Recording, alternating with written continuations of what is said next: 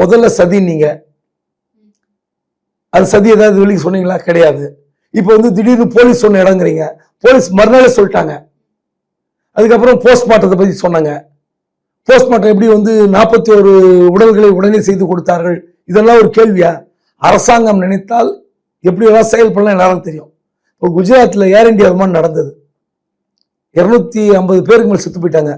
எத்தனை மணி நேரத்தில் அந்த உடல் கூராய்வு செய்து போஸ்ட்மார்ட்டம் செய்து உடல்கள் ஒப்படைக்கப்பட்டன?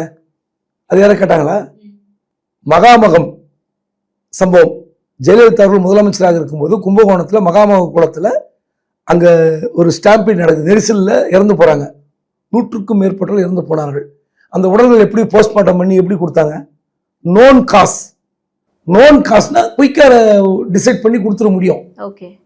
நீங்க சந்தேகம் இருந்ததா, மூச்சு திணறல், தண்ணி குடிக்காம இருந்த டீஹைட்ரேஷன், இப்படி எல்லாம் ரீசன் இருக்கும்போது இதுல என்ன பெருசா கண்டுபிடிக்க போறாங்க?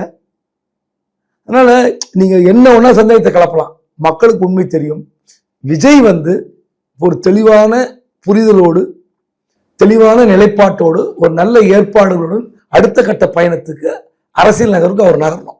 இது ஏதோ சிபிஐ வந்து இடைக்கால உத்தரவு வந்த பிறகு விசாரிக்கணும்னு சொன்னதே ஒரு பெரிய திமுக அடி, திமுக அரசாங்கம் நிலை குலைப்பு அப்படிலாம் இல்லை. உண்மையிலே திமுக இது பிளஸ்.